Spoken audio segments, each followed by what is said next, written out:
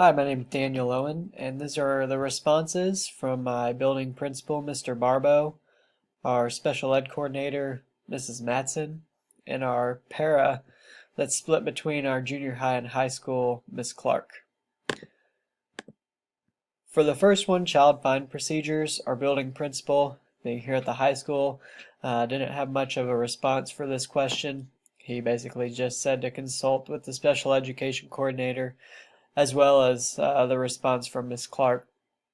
So the special ed coordinator, um, she responded by saying that the child's hearing, vision, and speech is screened. They're also given a bracket to check academic levels, and they monitor social skills, separation from parents, and easily being distracted. My daughter and my son both went through a screening. I believe all preschool students go through this screening as long as new students to the district. And one of the things that they said with my daughter, she had some separation from both her mother and myself, and so that's something that I wasn't sure how that would affect. I guess the results of the screening, but anyways, that's one of the things they check for, and that's been resolved after attending her first couple weeks of school. Um, so all of these would help identify whether or not the students would need an IEP in the future.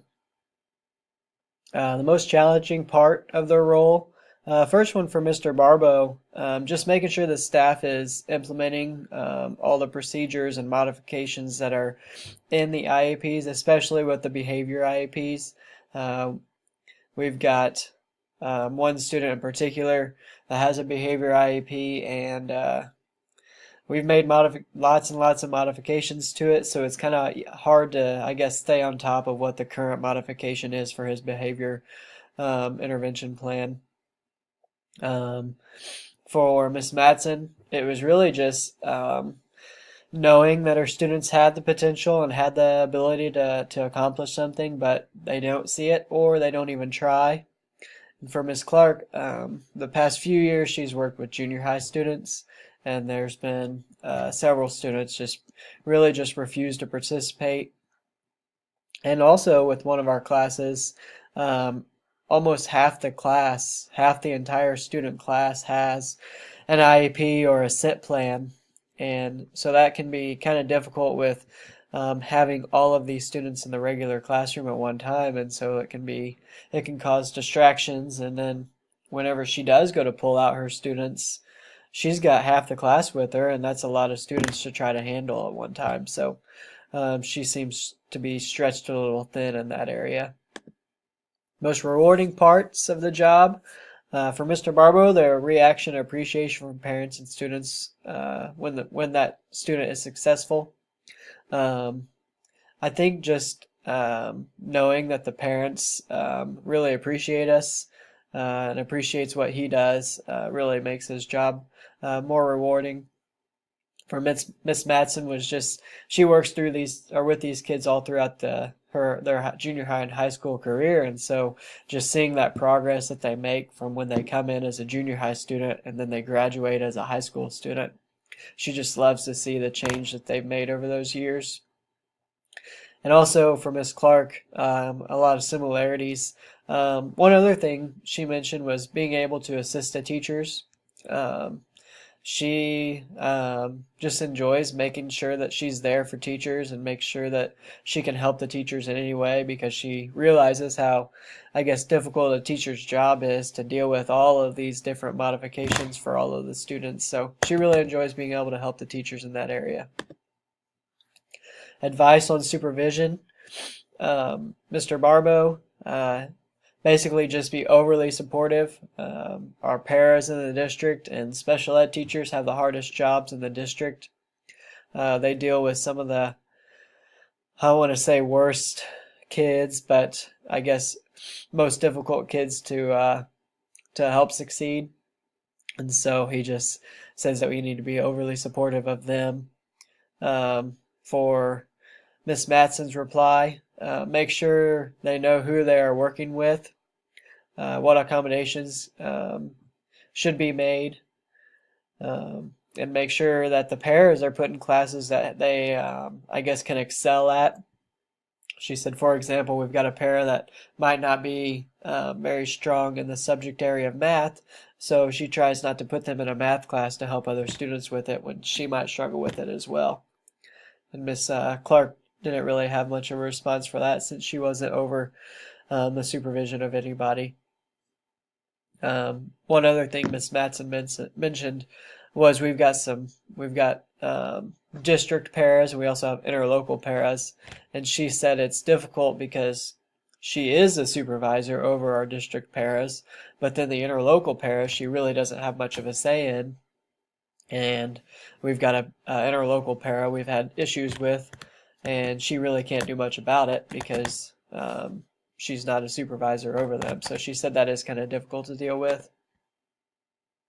Working effectively with parents of special needs children, all three of them mentioned communication, more communication, and lots of communication. So communicating with parents early and often is something Mr. Barbo mentioned. Make sure that you just let them be aware of something before it turns into a bigger ordeal, I guess. Miss Matson does a great job of texting parents. If a student is starting to struggle or get behind in their class, she is texting parents nightly, letting them know they've got a project or they've got an assignment that they need to complete. And Miss Clark says, make sure you listen and let them know if there are issues that they could address at home. So listen to the parents, listen to any concerns they have. And a lot of parents want to be supportive and they want to be able to help. So just letting them know, hey, it would be great if you could help them with this when they get home from school. Working with regular ed teachers and students with special needs, or with students with special needs. Mr. Barbo says make sure you encourage and support their efforts for differentiated instruction. Miss Matson said make sure you give IEPs, IEP at a glance at the beginning of the year so that all the teachers know what the policies are for, or what the modifications are, and also get the teacher policies for homework and tests. For example, some teachers might allow late work, maybe with a penalty or a reduction in a grade, and other teachers just might not accept it at all. Some teachers allow retakes of tests or corrections of tests, but then there's other teachers that don't. So she likes to be able to get on the same page with them and just be aware of what the students can do to help improve their grades. Miss Clark, she just helps teachers with knowing what the IEP requirements are, and also gets feedback from the teachers, and also helps to implement procedures or steps outlined in the IEP. So sometimes she has a better idea of what's in the IEP than the regular ed teachers do, so she might just help them to make sure that the procedures are being followed. Advice for a first-year administrator. Mr. Barbo says make sure you're as involved as possible and ask lots and lots of questions. Some of the paras and the special ed teachers have already been working with these kids for several years, and so they have really good insight into what their IEP entails. And Miss Matson says to get to know the special education students and the culture of the town.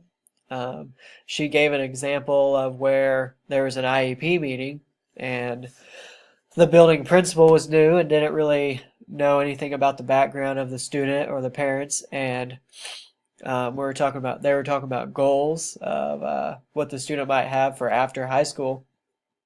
And the building principal went on to say, you don't want to just be a fast food restaurant worker the rest of your life. Well, it turned out that the parents of this child actually, one of them was working in fast food, and so if he had been aware of maybe about the students or maybe the culture of the town, maybe there are lots of parents that do work in fast food restaurants or retail stores still. So just making sure you're aware of those things so you're not being offensive to any parents or families. The role of special education teacher and the building principal. Both should be advocates for the students. Miss Matson, make sure you work as a team. She said that there's been some administrators who just kind of let her have, I guess, free reign as to what she does, and that she doesn't really have to inform them of very many details, where other administrators want to know every single decision that's being made. And she said somewhere in the middle is good. She likes to have a little bit of freedom, but at the same time, she is giving details or information about what's going on. Miss Clark says that special education teachers ensure students have been assessed accurately and monitor the progress and pairs working with the students. So making sure that I guess the modifications that are being used are the ones that still need to be used, or if they can make some changes to them and kind of loosen the amount of support being given. And characteristics for aspiring administrators. Mr. Barber said make sure you're a stickler for following protocols. The last thing you want is a lawsuit or something where you've got a teacher or a special ed coordinator that's not following the procedures or the modifications that are outlined in an IEP, so you don't want to get in trouble for that. Ms. Matson said, remember that not all students are created equal, and also to give consequences to students with IEPs. She said we've had a situation where we've got a student with behavior intervention plan, but the student really isn't being disciplined.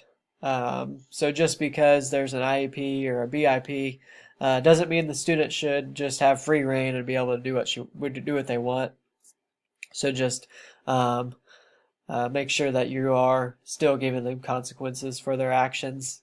And Ms. Clark says try to get a background in special ed, or at least be very knowledgeable of the ins and outs, which is what this program is helping all of us do. So I guess that's it. Thank you.